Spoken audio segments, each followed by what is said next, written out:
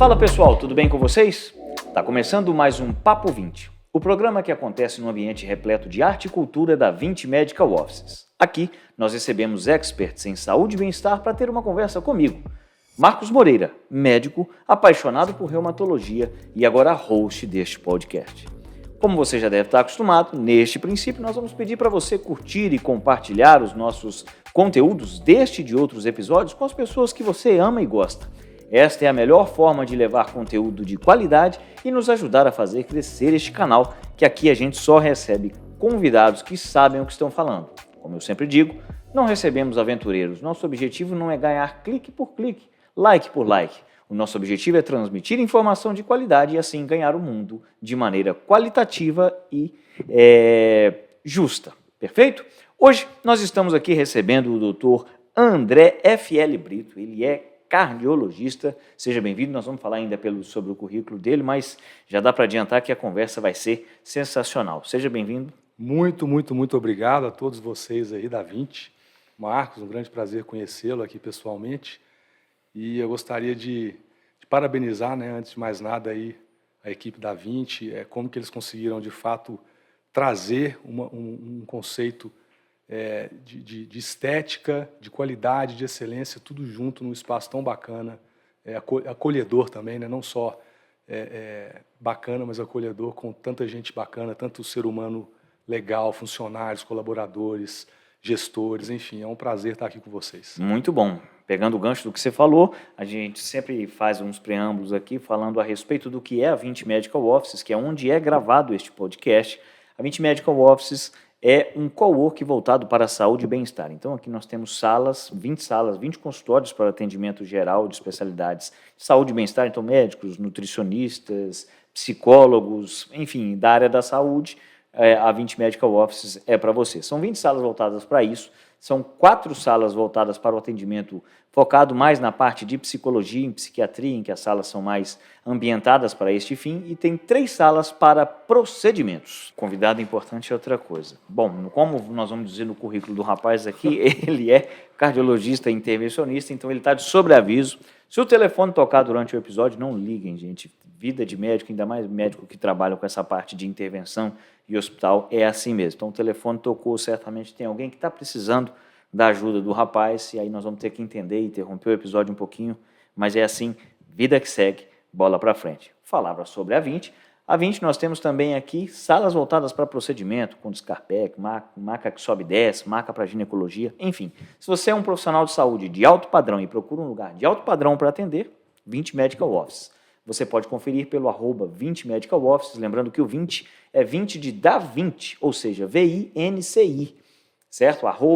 @20 Medical Offices. Pode acessar também o arroba deste podcast, que é o @papo20, e o meu, @reumato.marcos.moreira. Vamos falar também do doutor, mas como está muita informação, primeiro vou dar uma falada sobre o seu currículo, depois a gente solta a rede social aí para o pessoal curtir e a gente inicia o nosso papo aí, que vai ser sensacional, tenho certeza. Bom, doutor André Brito é formado em medicina pela UFMG, lá em BH, pertinho da cidade onde eu sou de Ipatinga. Ele fez saúde da família numa cidade no interior de Minas também, Formiga, certo? Clínica médica no Hospital João 23, lá em BH. É cardiologista com residência pelo Dante Pazanese e fez especialização em cardiologia intervencionista também pelo Dante Pazanese. Se você tiver interesse em encontrá-lo no Instagram, o arroba dele é doutor, ou seja, Dr. André F.L. Brito. Tudo minúsculo, sem ponto. Dr. André F.L. Brito. Seja bem-vindo mais uma vez. Vamos falar aí vamos explicar para o pessoal primeiro a diferença entre um cardiologista convencional, digamos assim, e o cardiologista intervencionista. Na verdade, a cardiologia intervencionista ela é uma subespecialidade da cardiologia. A cardiologia acabou se transformando numa especialidade muito ampla e dentro dela você tem diversas subespecialidades, assim como creio eu também na reumato, né? Uhum. Toda especialidade médica acaba tendo suas subs. E aí a cardiologia intervencionista ela é a subespecialidade cardiológica em que a gente faz procedimentos minimamente invasivos para fazer diagnósticos e também tratamentos. Quais seriam esses procedimentos? O carro-chefe de diagnóstico é o cateterismo cardíaco, onde a gente filma as artérias do coração para ver se tem alguma obstrução. E o terapêutico carro-chefe é a angioplastia coronária, onde a gente desentope a artéria, colocando, na grande maioria das vezes, uma molinha chamada stent, onde a gente abre. Isso pode ser feito em caráter de urgência e emergência, que é, de fato, o momento onde a gente mais traz benefício para a pessoa, numa situação de infarto agudo do miocárdio, ela chega no hospital infartada, a gente é acionado, por isso daí a questão do celular, né, da gente estar de sobreaviso e qualquer momento pode chegar um paciente que nos exija ir ao hospital. E aí a gente vai, desentope a artéria e bota o stent e salva aquela pessoa. E tem também situações onde você faz angioplastias eletivas, onde o paciente não está numa situação crítica, mas que ele tem ali obstruções graves, estão gerando sintomas e aí fica indicado, a depender de cada caso, a desobstrução. Hoje em dia a gente faz procedimentos outros além desses. Um deles é o implante percutante de válvula aórtica, tá? Então é algo que a gente já faz já há alguns anos e é algo bem interessante, você não precisa mais abrir o peito e a gente tem feito isso com uma certa frequência.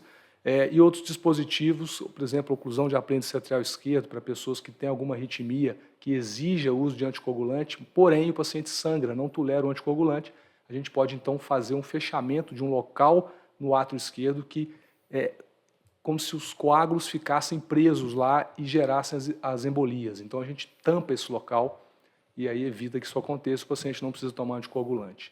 Então, enfim, tem muita coisa desenvolvendo, né? Tecnologia absurda e o importante é isso. E o interessante é que, né, nesses 20 anos de formado, trabalhando praticamente exclusivamente dentro do hospital, apagando esses incêndios, né, salvando essas vidas de pessoas que estão críticas, sempre me questionei, sempre a exemplo de quando eu fiz um ano de programa de saúde da família, como que a pessoa chega no hospital, né? Depois de quantos anos ela vai se desenvolvendo doente a ponto de chegar numa situação crítica, falecendo, ou quando chega viva ainda no hospital e dá tempo da gente tentar resolver. E aí, nessa jornada de questionamentos e de indagações, a importância da cardiologia clínica, né, também, que é, de fato, onde você está acompanhando as pessoas enquanto elas estão vivendo, não no hospital, mas enquanto elas estão vivendo para evitar, para ajudá-las, né, a viver mais e melhor e evitar que elas desenvolvam doenças tão graves como essas. Muito interessante. Bom, eu estava dando uma olhadinha lá no seu Instagram e todos os vídeos que você faz são vídeos geralmente mais animados, não é aquela coisa muito parada, estética, falando de medicação e tudo mais, até porque você tem uma pegada mais diferenciada nesse quesito, nós vamos falar sobre isso, mas você sempre se apresenta como um entusiasta da ciência da longevidade. Sim. E aí?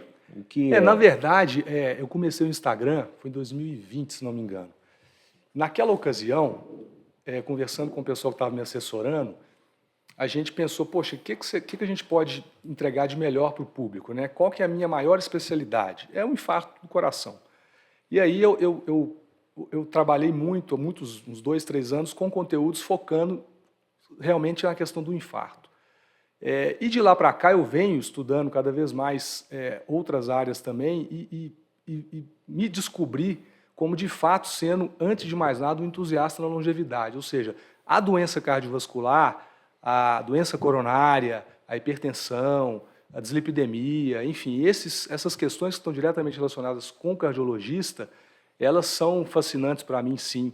Mas também o que sempre me fascinou foi tanto a fortaleza que o ser humano é e traz consigo, quanto, ao mesmo tempo, a sua vulnerabilidade, né? E aí eu fui retomando isso ao longo da minha existência como profissional e me perguntando e vendo realmente esse fascínio que eu tinha por que algumas pessoas padecem de forma tão rápida e não sobrevivem, e outras, a despeito de tantos desafios, tantas dificuldades, conseguem romper e chegar a uma maturidade, a uma velhice ainda saudável e conseguir aí falecer nos seus 80, 90 anos depois de uma vida muito bem vivida, né? Não sofrida, né? Aqui eu não quero dizer isso, sofrimento faz parte da vida, mas que a pessoa conseguiu superar os obstáculos e ir. E aí eu comecei a estudar mais sobre longevidade, venho entendendo que não só aspectos cardiológicos têm a ver com longevidade, mas a gente tem que estar atento a outras grandes doenças também que nos impactam e impedem que a gente tenha vidas longevas, né? E não é só estar vivo, né? Mas estar presente também, né? Infelizmente, muitas pessoas devido a dificuldades de saúde mental, acabam vivendo por muitos anos uma vida que, na verdade, elas estão praticamente mortas, né? Viver é diferente de sobreviver, Sim. né? Há muitas pessoas sobrevivendo e não vivendo, essa é a vivendo. verdade. Muito legal. E assim, dá para perceber nas suas postagens e até na conversa que a gente teve aqui antes, que você tem uma forma diferente de lidar com os pacientes na rede social. Uma coisa que me chamou a atenção é que você trata os pacientes como ativentes, esse Isso, termo. justamente. É um termo que eu cunhei no processo a questão do paciente, e aí entra uma coisa bem interessante em termos paradigmáticos mesmo. Eu não sei como é que está hoje, que eu não dou aula nas faculdades, mas eu não sei como que hoje os acadêmicos vêm sendo educados nesse sentido, né? Mas existe e sempre existiu muita questão hierárquica do médico como sendo dono do saber, o sacerdote ali do saber e tal, como se fosse aquela coisa que o que ele fala é lei e tudo mais, né? E isso traz a conotação realmente do paciente como um ser passivo, que recebe os cuidados, recebe os ensinamentos, as orientações do profissional que sabe mais, óbvio. Eu entendo muito que quando a gente está paciente, quando a gente está enfermo, é uma situação completamente diferente. De fato, quando você está na horizontal, como a gente fala, né? Quando você entra no hospital na horizontal, é outra visão, é outra posição que você se encontra, a fragilidade emocional, mental, enfim. De fato, esse sim é o paciente, né? Que de fato ele está com mais dificuldade para se tornar ativo no processo dele de melhora, de cura, apesar de mesmo assim ser muito importante. Já enquanto a pessoa está vivendo no dia a dia dela, eu já penso que é o contrário, né? Eu acho que existem profissionais fantásticos que sabem muito do que eles estão entregando, porém, quando a gente fala de longevidade, de estilo de vida, o maior especialista de cada um de nós somos nós mesmos. Porque é muito difícil eu conseguir colocar na sua cabeça que você tem que começar a fazer atividade física agora e que a sua atividade física tem que ser meia hora fazer isso, meia hora fazer aquilo, tantas vezes por semana, e querer te colocar esse goela abaixo, assim como uma alimentação, assim como uma reorganização de sono, assim como uma reorganização de estresse, de relacionamento, de trabalho, e isso tudo faz parte da vida. E aí, quando entra esse processo, a pessoa ela tem que sair da posição de passividade, ela tem que se tornar ativa na busca dela, tanto do conhecimento, do saber, quanto da execução, né, de fazer de fato o que precisa ser feito. E aí é um bate-bola. São profissionais ajudando pessoas e vice-versa, né? É uma troca. E aí onde entra essa minha fala do ativente, né? Da pessoa que está ativa no processo de viver melhor, de evoluir e de poder, quem sabe, ter uma vida mais longeva. Entendi. E você meio que quase que criou um dialeto, digamos assim, uma forma mais simples de esclarecer para os pacientes as patologias cardíacas, né? Que você estava explicando para a gente. Sim, sim. A gente tem muito, né, Marco, a gente tem muito os epônimos, né, os métodos mnemônicos, né, para aprender as coisas na medicina, e facilita muito para a gente quando você bota lá uma sigla PCR, TCE, enfim, você consegue já rapidamente lembrar o que é. E aí, uma forma que eu pensei em como que eu poderia ajudar as pessoas no dia a dia a lembrar o que aumenta a chance dela ter um infarto ou um derrame, né, e evoluir mal do ponto de vista cardiovascular, como são múltiplos fatores de risco, a doença coronária e a doença cerebrovascular ela não é desenvolvida por apenas um fator de risco. Então eu fui fazendo brincadeiras assim, até que eu cheguei no termo desadote, né, que é desadotar. Então assim, o que pode aumentar a nossa chance de infartar ou de ter um derrame? Né? Então você lembra, eu tenho que desadotar isso. Então o desadote seria o quê? Seria D de diabetes, E de estresse, S de sedentarismo, o A seria de idade em inglês, que é aging, e aí a pessoa, mas como é que você vai deixar de ser a idade que você tem? Não é muito isso, mas é entender que pessoas com a mesma idade podem parecer completamente diferentes em termos de quanto que elas de fato têm de idade. É a mesma coisa de um carro bem conservado e um carro com o mesmo ano, que foi feito no mesmo local, extremamente já detonado. Então a gente parou no A, DESA. Aí depois o outro D, eu boto o númerozinho 2 nele, porque tem duas coisas, que é o D de DNA, que é genética, e dislipidemia, que é colesterol alterado. A genética é o mesmo raciocínio da idade. A gente carrega potencialidades genéticas, porém a gente não necessariamente as manifesta. E a manifestação dessas potencialidades tem tudo a ver com o ambiente que a gente está inserido, os estímulos que a gente está recebendo das diversas sortes, né? Seja alimentares, seja físicos, seja emocionais e tudo mais, né? Sociais, culturais, trabalho, tudo. E aí, depois eu passo, né? O O é obesidade, desadote, o T, tabagismo, e o T é TH, porque aí tem a hipertensão arterial que teve que entrar. Então, desadote com H no final seria assim, o que as pessoas têm que estar atentas, né, para melhorar e para evitar que elas tenham doenças dessa sorte. Então, falando direto, é desadote, repete para a gente, desadote, D de... Desadote, D de diabetes, E de estresse, S de sedentarismo, A de idade, de estar atento à sua idade, estar tentando melhorar a sua idade, não só a sua idade física, mas a idade biológica mesmo. Né? Depois tem 2 Ds, que é DNA e dislipidemia. Depois o O de obesidade, T de tabagismo e H de hipertensão. Pronto. Muito bom. Forma simples de poder passar. E se o pessoal lembrar, já tem todo um esquema na cabeça. Mas deve ser, você me falou que fez 23 anos há 23 anos de 23 anos de formado. E 20 você só na parte mais de intervenção mesmo, e há 3 aproximadamente você está nessa batida de consultório. Deve ser um choque Sim. Porque o intervencionismo tem aquela coisa de, poxa, deitou com um problema, saiu, estava com o stent, resolveu. Sim. E na questão do consultório já depende mais de uma série de nuances. Como tem sido esse choque? Isso é uma coisa interessante mesmo, né? Porque é algo que também eu não acredito que seja muito comum da área. Não é muito comum hoje em dia a gente ver colegas intervencionistas que também fazem consultório. Justamente por isso, né? A cardiologia intervencionista ela tem essa questão muito resolutiva, né? De o paciente chega, está quase morto, você vai lá rapidamente, entra, resolve e salva. A nossa taxa de sucesso é muito alta, em torno de 98%, 99%. Então, dá uma sensação muito, muito prazerosa de resolutividade. Porém, por outro lado, quando você olha ao longo do tempo, eu me deparei com várias situações de pacientes retornando, voltando para o hospital. Botei um stent há 1 ano, está voltando agora infartando de novo. E eu sabendo que são pessoas que estão sendo acompanhadas por excepcionais colegas. Que tem, a gente é muito bom a gente estar numa região como a região aqui de São José, Taubaté, Jacareí, enfim, o litoral, a gente tem colegas fantásticos lá também. Então, a gente está numa região aqui, Fundo do Vale, Guará, onde a gente tem excepcionais cardiologistas. E eu sabendo que esses colegas, né, fazem um excepcional trabalho e que os pacientes acabam retornando. E aí você vai conversar com o paciente, ele acabou não melhorando a alimentação direito, não está fazendo atividade física. E a gente sabe que todos os colegas preconizam e fazem isso e falam, prescrevem tudo.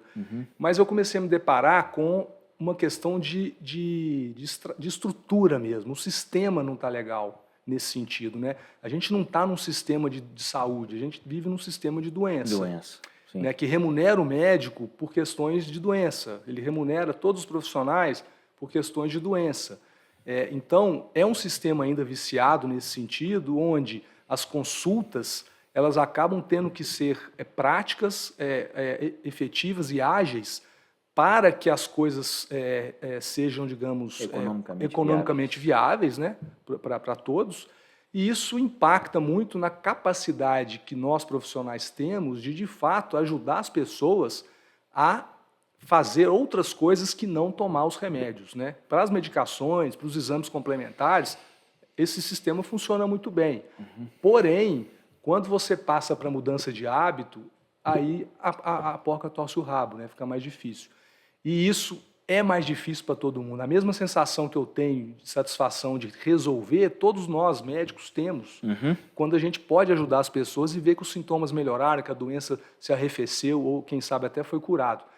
Todos os colegas sentem isso no consultório, quando o colega pega um paciente todo descontrolado, com a pressão toda descontrolada, colesterol, e ele consegue organizar com as medicações inicialmente, controla tudo, dá uma satisfação muito grande.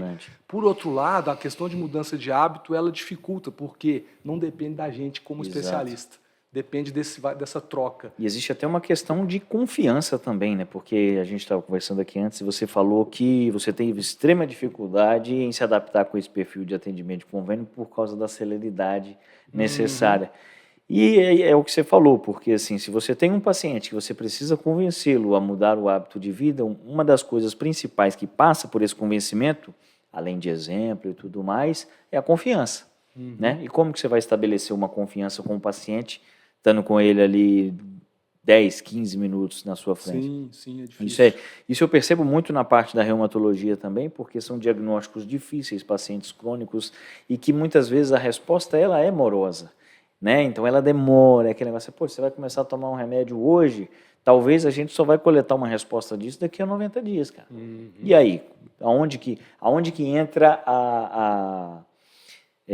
o paciente aceitar aquilo? Depende muito da confiança. Eu acredito que na cardiologia também, até porque assim, nós vamos ter aquelas pessoas que têm problemas cardíacos, vou pegar como exemplo basal a dislipidemia, né, o colesterol alterado, e ela não tem tantos outros problemas assim, mas muitas vezes você pega o paciente que ele é completamente desregulado, uma síndrome metabólica, tem um diabetes, ácido úrico e colesterol, e aí é um paciente que além da parte medicamentosa, como você falou muito bem, ele vai depender de uma mudança de hábito de vida que é muito considerável, não vai.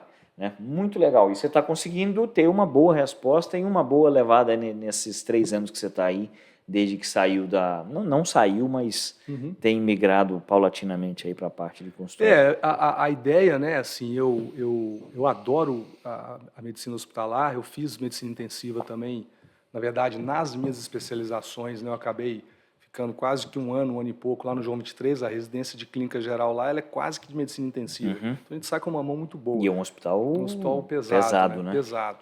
Depois eu fui para o Dante Pazanese, 2 anos de cardiologia, cujo também mais de 8 meses era de medicina intensiva. Então, isso também está no sangue nosso como cardiologista. Né? Eu gosto muito, acho muito bacana estar no hospital, estar resolvendo, mas ter dado esse passo para cá também está sendo muito recompensador, né? Para eu poder, de fato, aprender ferramentas que até então eu não sabia.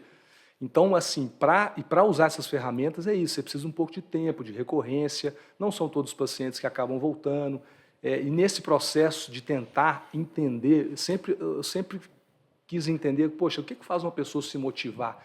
Né? Eu sempre tentava motivar, de alguma forma, a pessoa para ela melhorar. Um exemplo que eu tenho é de um paciente na época do Covid, que chegou no hospital infartado, obeso, dislipidêmico, diabético, hipertenso, jovem, 50 anos, sedentário.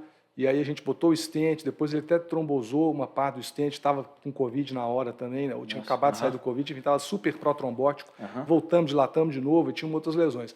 E aí depois disso, ele acabou me procurando no consultório, e ele foi um paciente que foi o primeiro paciente que participou de um programa que eu estava já vislumbrando há algum tempo, para ajudar as pessoas a melhorar os hábitos, né?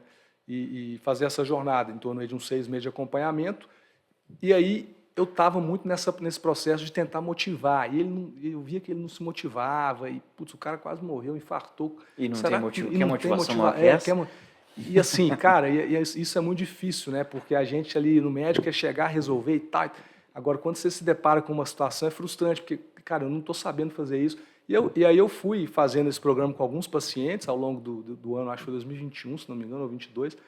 E aí, num congresso de medicina de estilo de vida, eu tive a sorte de conhecer uma profissional chamada Daniele Callas, que deu uma aula nesse processo de mudança de hábito. E aí eu fiquei encantado com o trabalho dela e descobri que, de fato, ela tem uma formação em coach de saúde e bem-estar, que é justamente com técnicas, com teorias, todas juntas para poder ajudar as pessoas a melhorar, a mudar os hábitos, né? E ter mais saúde. E aí eu fiz essa formação em 2022, entrei na turma no começo do ano, foram 6 meses de formação, foi fantástico, paradigmático, porque aí eu entendi que eu estava tentando descobrir uma roda que já tinha sido inventada, né? Então isso foi muito bom.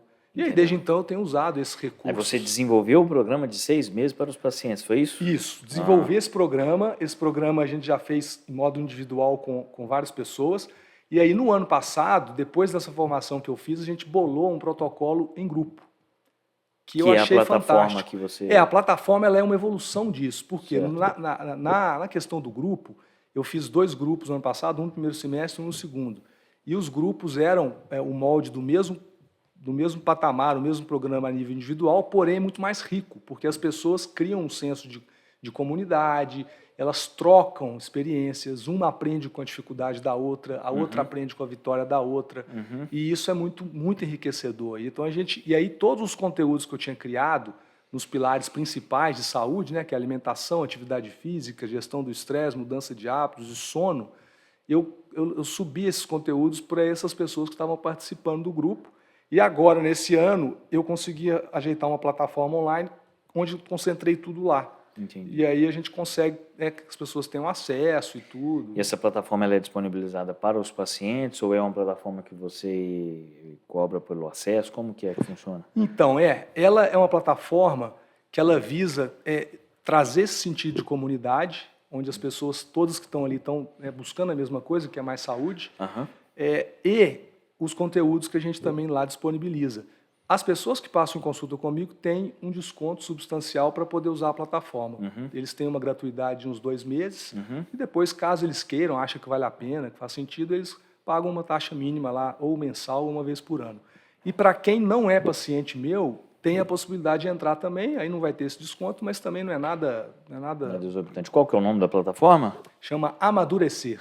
Amadurecer, mas me desculpe a ignorância, mas é site, como é que é? Como site. Que a pessoa tem? Amadurecer. É um site. Amadurecer.com, é isso? Na verdade, para você entrar, você tem que receber, como ela é uma plataforma fechada. Ah, entendi. Então você tem que receber um convite, um invite da nossa equipe. Entendeu? Então é só entrar em contato com a nossa equipe e a gente disponibiliza. E para entrar em contato pode ser pelo Instagram? Pode ser pelo Instagram. De telefone, alguma coisa? Tem um telefone nosso também da secretária, depois eu passo hoje também. Se quiser falar, por favor.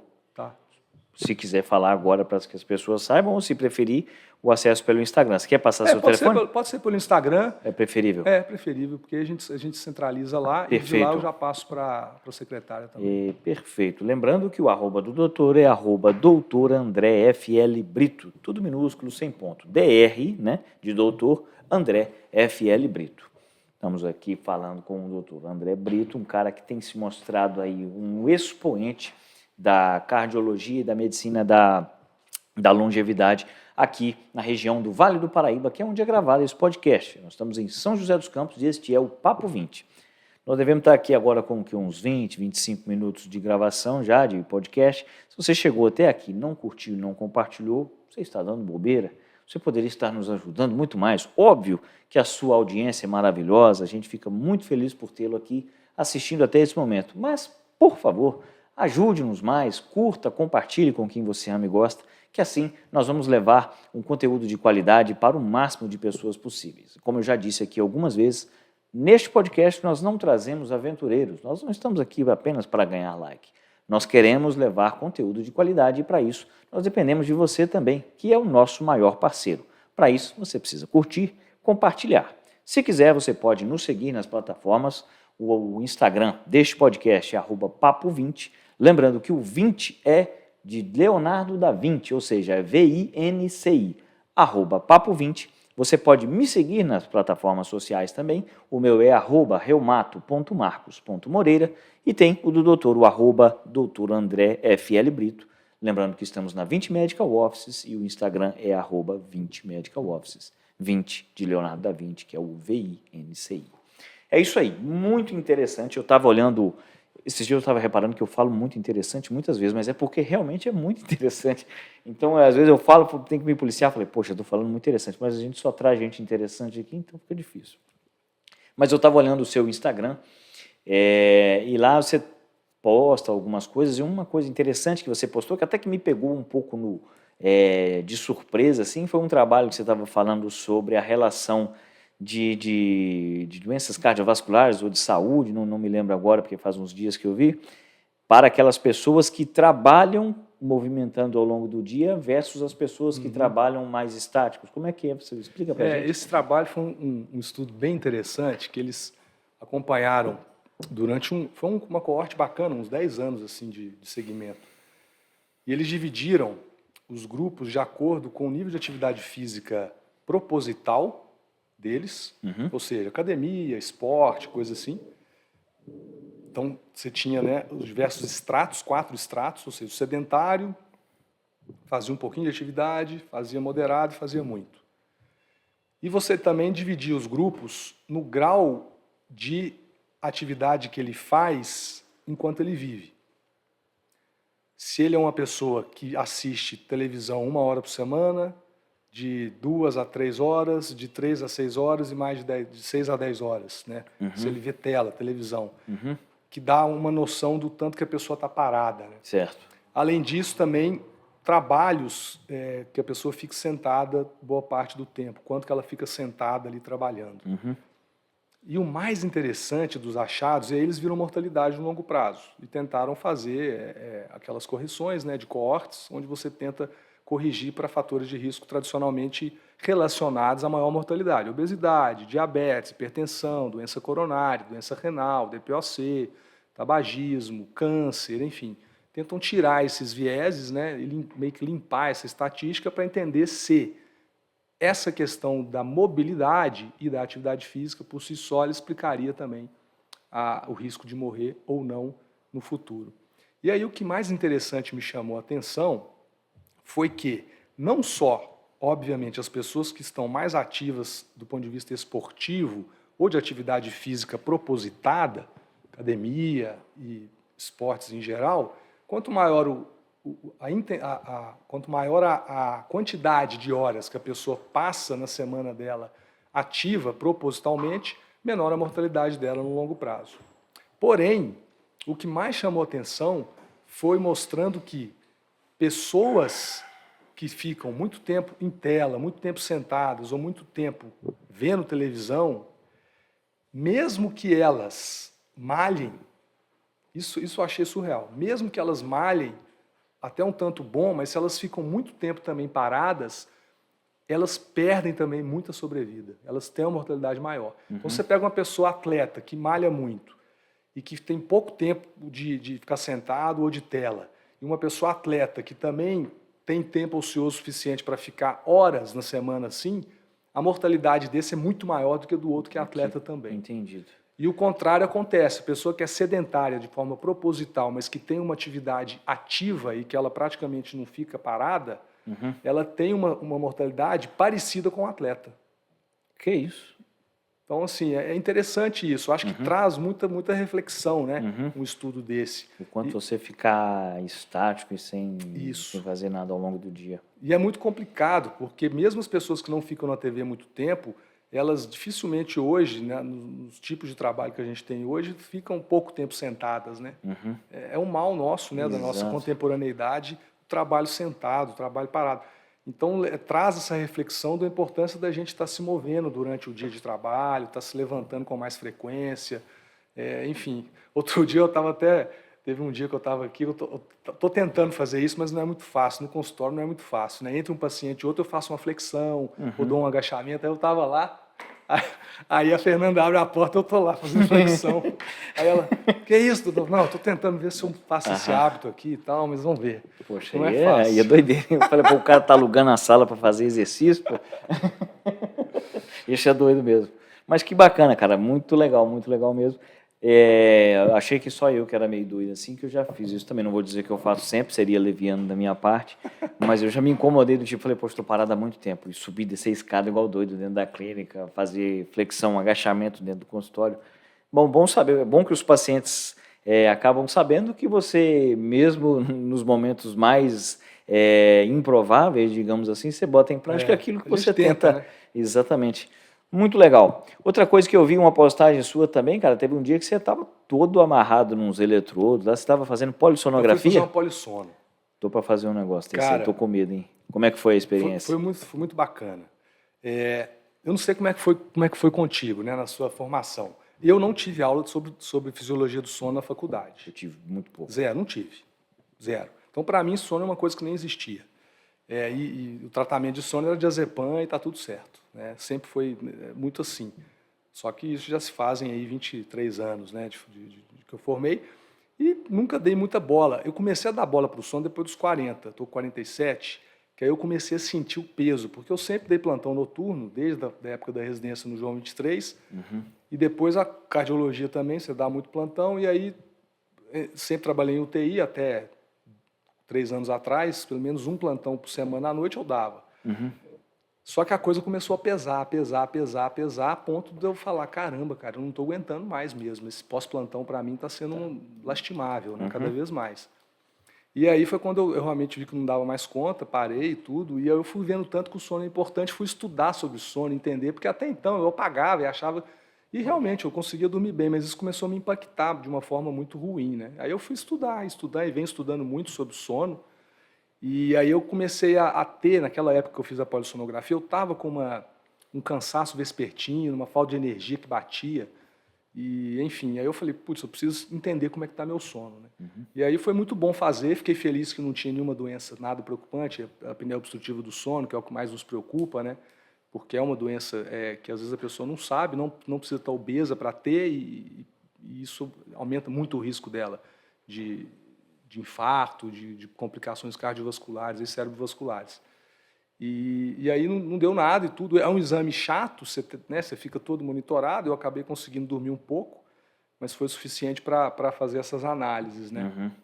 Então foi bom, foi legal. Mas o que eu venho usando muito e tenho achado interessante como ferramenta para monitoramento do sono é um wearable, que no caso é esse anel aqui. Você tem anéis, você tem pulseiras, hoje você tem muitas possibilidades, relógio. Eu acho que você tem que ver qual que você se adapta melhor, né? E aí você consegue monitorar e ter uma noção para entender o que você pode fazer no seu dia que pode ter impacto positivo no sono, que às vezes você não percebe, né? Então, mas o que tem do anel que eu não entendi? Esse anel, ele tem vários sensores. Então ele mede ele mede a saturação, né, da hemoglobina. Ele mede a sua frequência cardíaca e movimento, tá? E temperatura também. Então, com isso, ele consegue, dentro do algoritmo dele, plotar como que foi seu sono à noite. Quantos % de sono profundo você teve, de sono REM, de sono não REM e de despertar.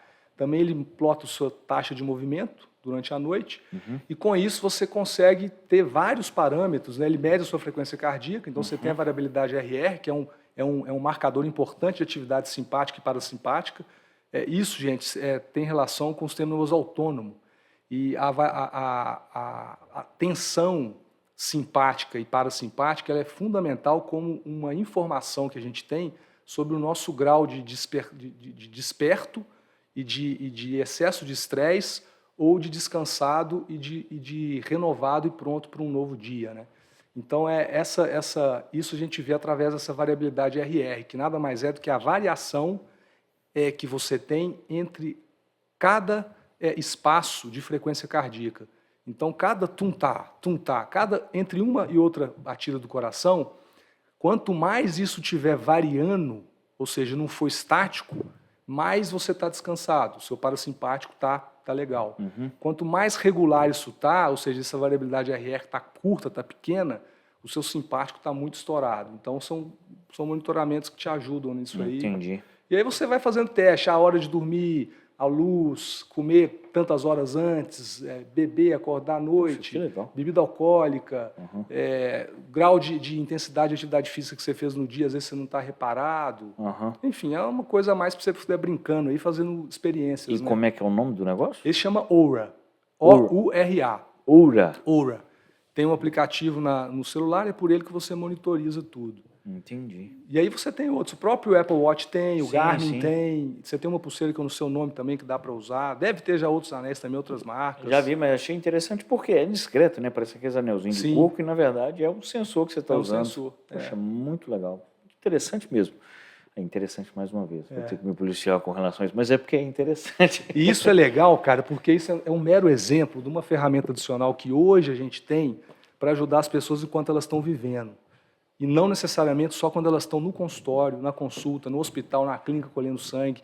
E isso hoje é uma realidade. Eu lembro que antes de vir para cá, tem 12 anos que eu estou aqui, quando eu estava vindo para cá eu já vislumbrava, caramba, smartphone daqui a pouco todo mundo vai ter.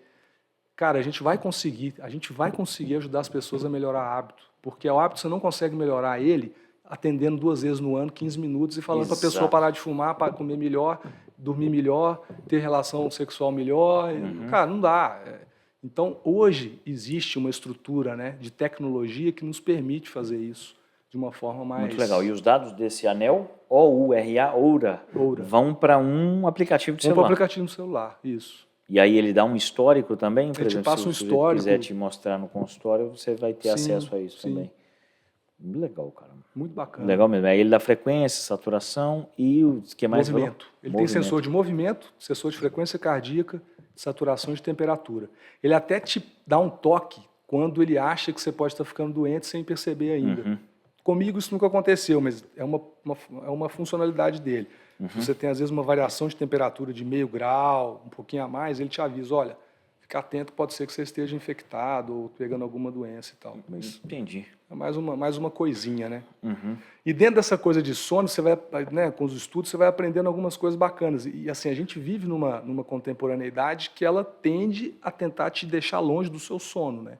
Exato. Principalmente por causa do smartphone. E aí tem um hackzinho bacana e simples, que é você, em vez de ter só o despertador para acordar, você tem um despertador para parar à noite. Para te avisar, cara, chegou, acabou, o dia acabou. Não tem mais nada, acabou o seu dia, deixa para amanhã. Né? E 99% das coisas que você teria que fazer ainda, numa boa, você pode deixar para amanhã. Exatamente. Mas a gente bota na cabeça que tem que ainda fazer mais 1 milhão de coisas, e a coisa, quando você viu, já passou 3 horas que você tirou do seu sono. E o famoso só mais um episódio, Isso. só mais um não sei o quê, e daqui a pouco são 2 horas da manhã, você está lá. E no dia seguinte, quando acorda, vem um arrependimento. Poxa, por que eu não fui dormir mais cedo ontem? Poxa, isso a gente entende, cara, o tanto de problema que você tem quando você priva sono, cara, problemas graves, né? Parte metabólica, a chance de você ficar diabético é muito mais alta se tem privação de sono, absurdamente mais alta. A parte imunológica, todo mundo sabe que quando você dorme mal, você infecta mais fácil. Exato. Isso é coisa que todo mundo sabe, né? Exato. Isso não é novidade. A parte emocional, a gente tem, né, o sono REM, ele é o sono que é o terapeuta trabalhando para você de graça à noite, né? Exato. É o seu sono REM. Ele está equacionando sua parte emocional toda. E você acorda outro dia, grosso, chutando todo mundo e tudo mais. O sono profundo, toda a parte metabólica de hormônio do crescimento, DEA, produção de testosterona, muscular, ganho de músculo, e a parte toda cognitiva, né, de memória, de você tirar a memória recente, botar aquilo que é importante para a memória mais tardia, isso tudo é feito com sono profundo. Engraçado que ultimamente, algumas vezes, quando eu percebo que eu não dormi bem ou a minha noite foi curta por qualquer motivo que seja, eu já tive algumas vezes de chegar no fim do dia, porque você percebe quando a sua conduta clínica você está afinado, falei, poxa, hoje eu mandei bem, e nos dias que poxa, hoje eu estou com mais dúvida do que eu deveria, hoje eu não estou tão legal, às vezes fogem algumas palavras e tudo mais. Engraçado que eu estou tentando escrever um livro, não é nada sobre medicina, e nos dias em que eu não consigo dormir adequadamente, principalmente o dia, terça-feira tem dia que eu ando de kart, o cartódromo é longe, não sei o que, eu chego em casa eu consigo deitar para dormir meia-noite, depois de uma adrenalina ferrada de andar de kart. Então, imagina como que até eu relaxar já é 3 horas da manhã. Ainda mais quando dá tudo errado, aí eu fico pé da vida, né? E aí, cara, geralmente eu tento, o dia que eu tiro mais para escrever é quarta-feira, e os dias em que eu vou para o cartódromo, os dias que eu não vou, existe uma diferença impressionante na minha capacidade de escrita. É mesmo? De cognição, assim, mas é notório. Tem dia que eu não vou, eu escrevo 10, 12 páginas, assim, tranquilamente. E você fala, só 10? Vai escrever para ver, é difícil demais. E o dia que existe o sono prejudicado, cara, parece que o meu vocabulário diminui uns 40%.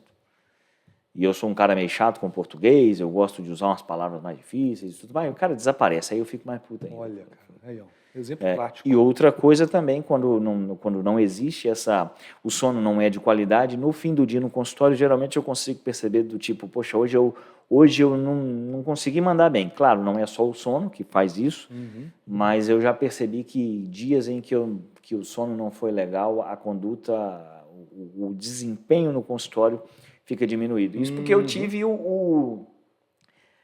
a vontade, né, o tino para observar. Imagina a quantidade de pessoas que têm um sono de baixa qualidade todo dia e não tem esse paralelo, esse comparativo para saber o tanto que aquilo está sendo prejudicial.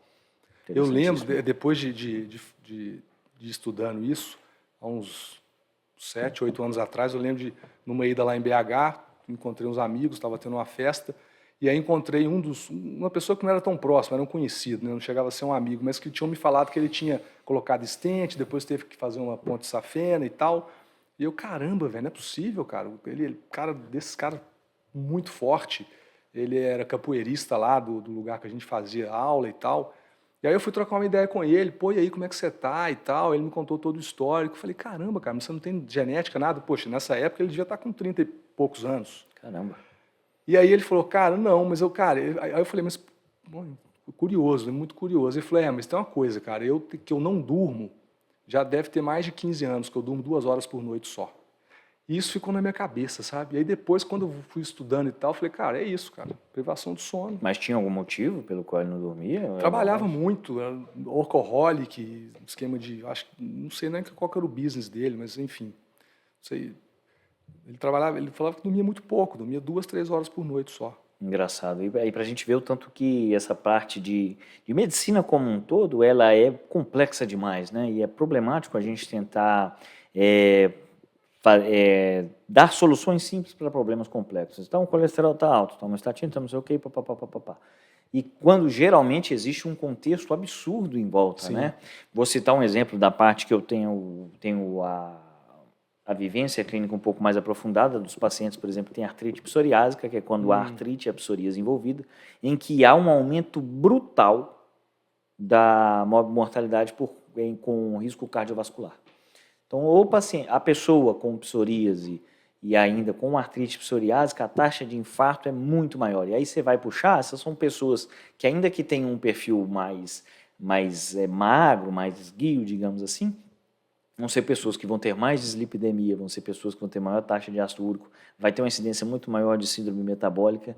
E no fim das contas, o cara pode ser um sujeito ativo, tranquilo, mas ele tem psoríase. E aí o risco cardiovascular, se fosse tratar, apenas olhar e falar assim, poxa, tá bom, tem uma lesão de pele, de escama, te incomoda visualmente? Não, não incomoda, passa um creminho, tá bom, é isso aí, vai ser feliz. E o risco cardiovascular, tá pegando por trás. Óbvio, as pessoas que têm psoríase, não é todo mundo, mas é geralmente o perfil já ser um sujeito mais estressado. Psoríase geralmente dá em pessoas que têm um estresse maior. Né? Nós vamos trazer um dermatologista que algum dia vai poder falar, mas como a psoríase também traz artrite psoriásica, pende mais para o meu lado. Mas aí você vê a importância do que você faz, né? Porque apesar de ser um médico cardiologista, que faz a parte de cardiologia de intervenção, que já viu o outro lado da moeda, que é quando você está ali, se não fizer, vai morrer. Se não fizer o procedimento, né?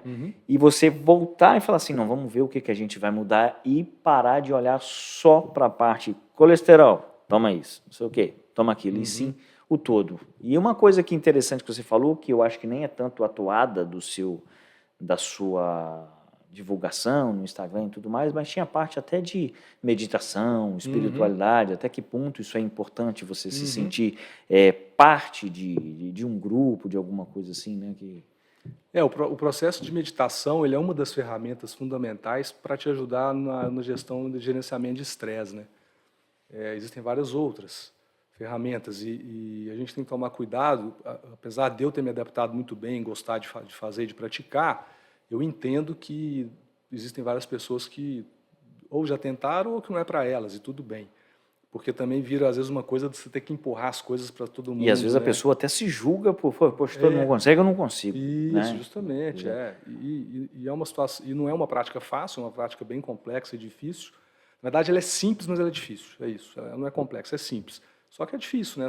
Você tentar, não esvaziar a mente, porque não é muito isso, mas tentar estar atento simplesmente a enxergar o que está se passando, sem entrar no pensamento e ir embora com ele, né? Isso não é fácil, mas é aprendizado, né? E aí, eu acho que é natural de uma situação quando você se permite pausas. Eu acho que é natural você entrar em contato com a espiritualidade. Eu acho que a pausa ela te remete a isso de alguma forma, porque você sai da confusão, sai do barulho, sai do ruído, e aí você vai entrar em contato com o quê, né? Com nada, né? E aí é onde, nada, e aí? O que é o nada? E aí é onde as coisas começam a surgir, talvez, nesse outro âmbito que é fundamental, né? Para que a gente possa aí desenhar e costurar cada um, de acordo com a sua história de vida, o seu propósito maior de vida, né? A sua filosofia de vida, o porquê que você está aqui, o que você quer fazer de sua vida. E isso eu acho que faz todo sentido para quem, de fato, está nesse processo de buscar mais saúde, seja só mental, seja mental, emocional, física e espiritual também. É trabalhar o propósito, né? Trabalhar o porquê. Uhum. E acho que uma coisa puxa a outra nesse quesito aí, porque você vai tendo uma melhora da capacidade mental e aí o corpo vem junto e vai se tornando um ciclo vicioso do bem, Sim. digamos assim. Você estava falando sobre a pausa, é aquilo que dizem, pausa também é música, né?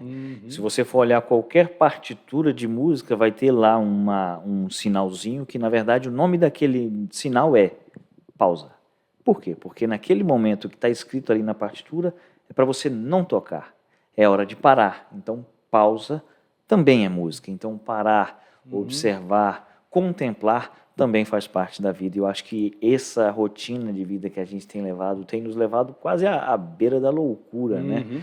E uma coisa interessante que você estava falando aí, e se a gente fizer uma avaliação, todo mundo fala, poxa, o tempo está passando muito rápido. O tempo está passando muito rápido, nós já estamos em 2024. Mas desse 2024, imagina se a gente parasse para contar, desde 2010, quantas horas você ficou olhando para a tela de um smartphone enquanto o tempo passava? Né? Será que o tempo está passando rápido mesmo ou é você que está olhando para uma tela enquanto o tempo passa? Fica essa reflexão, né? Eu até fiz um vídeo também, fazendo meio que uma sátira, né? Sobre uma das práticas budistas. Eu peguei essa prática no livro do Jon Kabat-Zinn. Para quem não conhece, o Jon Kabat-Zinn, ele é, felizmente ainda vivo, ele é um norte-americano que trouxe, né, o conhecimento do budismo de uma forma para aplicar de uma forma mais ocidental. E ele é meio que o pioneiro aí no mindfulness, né, na atenção plena e na clínica, no gerenciamento de estresse através do mindfulness. E ele falava, nesse livro dele, que é a forma mais rápida de você ganhar anos de vida é você começar a viver mais no presente. Porque boa parte da nossa vida a gente está vivendo ou remoendo o passado ou pensando e preocupado com o futuro. Não que isso não seja importante, isso é muito importante, mas desde que seja para você pegar aprendizados passados e o que não precisa você não vai ficar remoendo e fazer perspectivas, estratégias futuras, táticas, para você se planejar. Ponto. Mas o mais é tentar viver o mais possível agora. E aí, se você hoje vive 10, 20% no agora, se você aumentar para 40%, você dobrou. Você dobrou seus anos de vida, né? Poxa, literalmente. Muito, muito legal. E assim, interessante o quanto, independentemente de crença, de religiosidade, pelo amor de Deus, mas o quanto que essa linhagem do budismo, ela ensina de fato, né, É uma cara? filosofia, né, na muito verdade. legal. Ela não chega... Eu não considero como sendo uma religião, Uma religião. não, né? Do que eu conheço do budismo, me parece muito mais uma filosofia mesmo. Sim. Aqui em São José, eu fui com a minha esposa uma vez num templo budista. Existe toda uma parte, pelo menos da que a gente foi, da parte mais religiosa mesmo, do que a gente conheceu, mas no fim das contas é mais quase filosófico mesmo que você falou. E tem a monja Coen, que é muito famosa, se as pessoas estiverem assistindo ou nunca tiverem assistido, é uma oportunidade de você ter acesso a uma pessoa que fala português, vai falar sobre budismo, tem embasamento para isso. E não sou budista, tá, gente? Pelo amor de Deus, é só uma situação para a gente poder dar dicas, né, de coisas que são... são aprendizados. Todas as religiões têm muitos aprendizados. Exatamente, né? Esse é o ponto. Então, independentemente, se você utiliza para o bem seu e de terceiros, é super bem-vindo. Sim. Tem essa questão de propósito, só para fazer um fechamento nisso, que eu acho que é bacana, que foi uma fala da Dani, a Daniele Callas, que é a minha mentora, que eu fiz a formação com ela, né, de coach de saúde e bem-estar, que foi quando ela falou, gente, fica atento a isso aqui, ó. Não adianta vocês quererem falar para as pessoas buscarem mais saúde, terem mais saúde. Não é assim, isso não vira. As pessoas não vão querer ter saúde por querer ter saúde. A saúde, ela não é um fim, ela é um meio. Então, a pergunta que você tem que julgar é para que você quer ter saúde? Ou seja, o que você vai fazer com sua saúde? Né? É a pergunta que eu deixo aqui para vocês. O que você vai fazer com sua saúde? A partir dessa resposta, você vai entender o que você precisa fazer. Você vai conseguir ter mais saúde, porque você vai usar essa saúde para fazer algo. não é para ficar deitado sem olhando para o teto, entendeu? Exato. Aí mudou completamente, realmente, a forma como eu enxergava isso. Engraçado Essa coisa da que- motivação, né? Que eu Aham. ficava tentando motivar a pessoa. Falei, cara, é ela que vai ter que descobrir, né? Engraçado que você falando disso aí, entra até num dos métodos de convencimento mais eficazes que você tem, é que, na verdade, quando você precisa convencer alguém, você precisa explicar para ela o que ela vai ganhar com aquilo. Ponto final, né? Não adianta você falar, poxa, você precisa ter saúde, não sei o quê, você precisa malhar, tudo. Não vai adiantar nada, é o que você falou.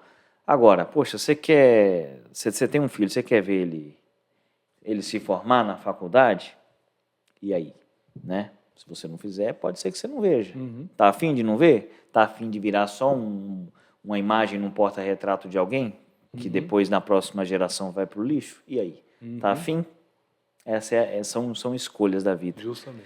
Pra gente, nós estamos encaminhando para o final, infelizmente, porque o papo tá interessante. Passa rápido, né? Engraçado que a gente, quando senta aqui para conversar, fica pensando, meu Deus do céu, o que eu vou falar? Será que eu vou tremer na hora? E, de repente, chegou ao fim, né? Sim. Existe um desconhecimento geral, e não é culpa das pessoas, propriamente ditas, mas às vezes as pessoas têm até dificuldade para identificar os sintomas de um infarto, digamos assim. E tem aquilo que você chama, o que é chamado de sintomas sentinelas, né? E eu queria que você explicasse para as pessoas assim os sintomas que ela pode levar em consideração para falar assim, poxa, a minha saúde talvez esteja um pouco mais deteriorada do que eu imaginava, ainda que os sintomas não sejam tão clássicos, tão assim, clássicos, tão tão intensos, esdrúxulos, exato. Sim. Não, é muito importante a gente, caminhando para o final, tocar nesse assunto, porque isso é de cunho prático absurdo. Na minha experiência, pelos estudos que a gente vem acompanhando, a meu ver hoje, existem 3 formas, e essas 3 formas precisam ser feitas simultaneamente, de você diminuir a chance de você ter um infarto e vir a falecer de um infarto, que é a doença que mais mata no mundo e não poupa área geográfica, não poupa idade, sexo, condição econômica, nem nada disso.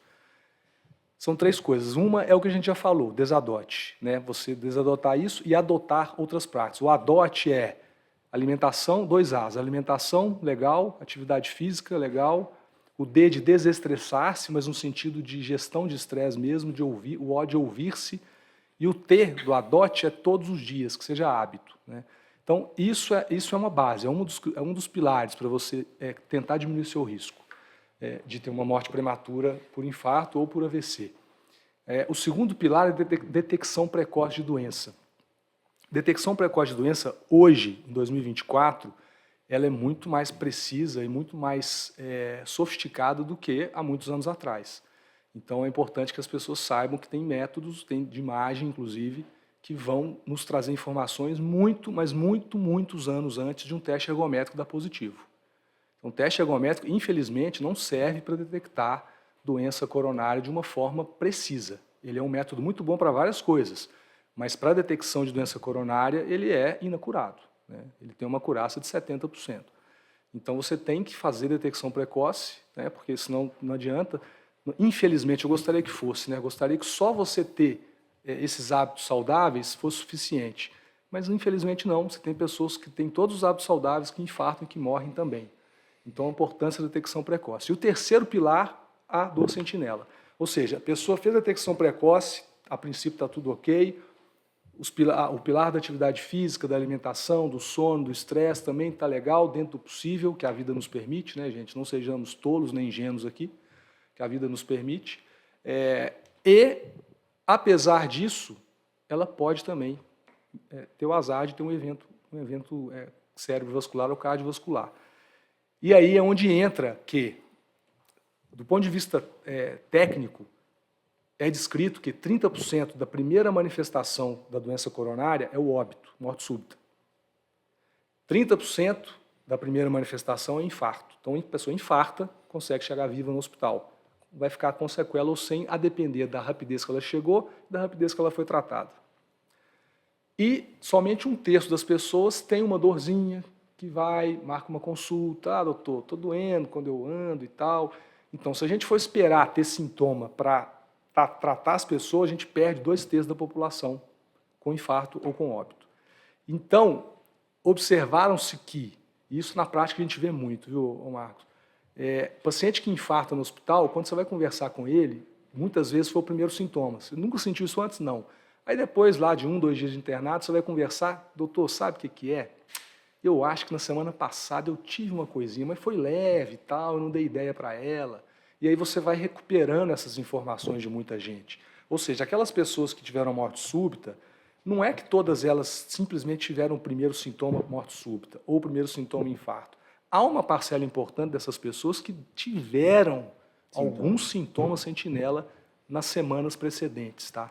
E aí, como que seria isso? A dor do infarto, ela infelizmente não é igual para todo mundo. Se fosse, seria muito mais fácil. Mas ela, em última análise, é uma dor em aperto, difusa, a sensação que as pessoas falam de uma pata de elefante pisando, ou de alguém, de uma prensa mesmo, pode vir também queimando. Ela, eu não posso falar jamais, né, medicina, você não fala, mas assim, é muito raro a pessoa falar que está com uma dor aqui e sem infarto. Geralmente ela bota a mão assim. Pode ser na boca do estômago, pode ser no peito em cima, ou pode ser também aqui no pescoço.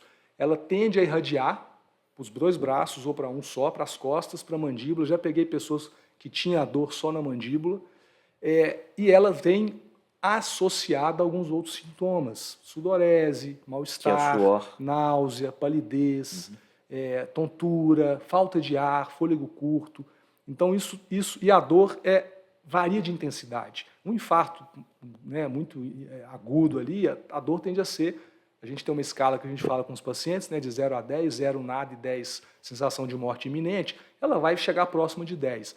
Mas não é raro você ter pessoas com dores de 4, 5 intensidade que estão infartando em infartos importantes. Então, a dor sentinela seria dores parecidas com essa que eu falei, mas com muito menos sintomas e mais sutis. Ou seja, uma dor é um aperto, um desconforto, um incômodo, sensação que tem algo ruim. Ela dura aí meia hora, 20 minutos, 5 minutos. É pouco provável que ela dure segundos e pouco provável que ela dure horas, tá? Mas é em torno aí de entre 5, 10 minutos a uma meia hora. E aí é mais ou menos um misto desses sintomas que eu falei, mas são bem mais sutis, bem mais leves. E se a pessoa às vezes protela, acha que não é nada e tudo, ela acaba podendo estar perdendo a chance que ela tem de sobreviver a uma situação dessa, né? Importante lembrar quem que são as pessoas que têm as dores chamadas atípicas, que são menos desse jeito que eu falei, mulheres, idosos e diabéticos. Então, esse trio, ele tende, às vezes, até a infartar de forma silenciosa, tá? Mas é isso, assim, estar atento à dor sentinela é um dos grandes pilares também de sobrevivência. Excepcional. Doutor André F.L. Brito, muito bom. Obrigado. Obrigado a você pela gentileza. Só estamos chegando ao final, infelizmente, mais uma vez. Gente, esse é o Papo 20. Vou pedir a você mais uma vez para curtir, compartilhar com quem você ama e gosta. Esse tipo de conteúdo aqui é coisa fina, é qualidade, né? Então, informação bem passada por quem conhece, por quem sabe o que está falando. E para você nos ajudar a levar esse conteúdo para o máximo de pessoas possível e fazer crescer cada vez mais o Papo 20, você é o nosso melhor parceiro. Por isso eu peço para que você curta, compartilhe, nos ajude. Aqui a gente faz um esforço considerável, temos equipamento de qualidade, o ambiente é muito bacana para poder fazer o melhor para você. E aí a gente chega nesse momento e pede a sua ajuda. Por favor, curta, compartilha. Se quiser seguir o nosso podcast nas redes sociais, você pode seguir pelo @papo20. Lembrando que o 20 é o 20 de Da Vinci, ou seja, VINCI. O meu é @reumato.marcos.moreira e o doutor é @drandreflbrito, tudo minúsculo, sem ponto. Nós estamos na 20 Medical Offices. A 20 Medical Office é um cowork voltado para a área de prática de saúde e bem-estar, então são 20 consultórios voltados para a prática de medicina e outras especialidades da área da saúde, como nutrição, psicologia, por exemplo. Temos consultórios voltados para a prática de procedimentos, como Scarpec, maca, sobe e desce, e consultórios também voltados não apenas, mas mais voltados para a parte de psicologia e psiquiatria, com adequação de luz, uma decoração mais introspectiva para auxiliar no atendimento. Então, se você é um profissional de extrema qualidade, como o Dr. André, e está procurando lugar para atender, 20 Medical Offices. Dr. André, nós estamos nos encaminhando para o final, infelizmente, e eu vou pedir para você fazer um resumo sobre você, não levando em consideração só a parte médica propriamente dita, mas que você fale sobre você aí por um tempo não maior do que 2 minutos. Fique à vontade para nos dizer profundamente quem é o Dr. André Brito. Vamos lá. Bom, eu sou uma pessoa fascinada pela vida, né? Eu acho que esse é um dos motivos que eu escolhi ser médico. Encantado tanto pelo que é humano, quanto pela natureza, com a perfeição do universo, como que ele é equilibrado, que ele funciona de uma forma harmônica mesmo, né? Parecendo uma orquestra. E a gente também é assim, né? Como ser humano, como corpo, como mente. E eu procuro viver e estar atento, né, e me maravilhar sempre que eu posso a essa sutileza, essa poesia que toda essa complexidade de vida, de universo, do porquê que a gente está aqui e não desperdiçar essa dádiva que é a existência de cada um de nós, né, de poder realmente estar vivendo o mais presente possível. Essa é a minha busca, né, incessante, justamente para ter mais vida enquanto a gente está vivo mesmo, né? Que depois disso a gente não sabe o que vai acontecer. Então, o que nos resta, o que a gente tem, é o agora. E aí a minha prática de vida é essa, né? Tentar, junto daqueles que me são caros, com aqueles que eu convivo, saborear e viver da melhor forma possível, né? E estar atento, aberto aos conflitos, a necessidade, a normalidade que os conflitos existem, né? E nesse sentido tem me ajudado muito. Já tem alguns anos que eu tenho lido, estudado muito sobre filosofia estoica e tem sido algo realmente fabuloso, fantástico, que tem tudo a ver com essa forma que eu venho vivendo, né? Junto com minha família, com meus amigos, meus colegas de trabalho, com os meus clientes. De preocupações, né? Perfeito. É isso. Muito bom. Lembrando que o Dr. André, ele tem uma plataforma chamada Amadurecer, que você vai ter a capacidade aí de interagir com outras pessoas que estão no mesmo objetivo para ganho de qualidade de vida e longevidade. Se você quiser ter acesso a mais informações, você pode entrar em contato pelo Instagram, mais uma vez, @Dr. André FL Brito. Muitíssimo obrigado. Estamos Eu que agradeço. Encaminhando aqui para o final. Nós sempre terminamos com algumas frases inspiradoras, às vezes mais engraçadinhas e tudo mais. E hoje nós vamos encerrar o nosso episódio com uma frase de Brendan Behan, que é um escritor irlandês que viveu entre 1923 e 1964. Os críticos são como os eunucos de um harém. Eles sabem como é feito, eles olham isso todos os dias, mas são incapazes de fazer por conta própria. É isso. Esse foi o nosso Papo 20 com o Dr. André Brito. Voltamos toda quinta-feira às 20 horas com novos episódios. Valeu, galera. Até a próxima. Tchau.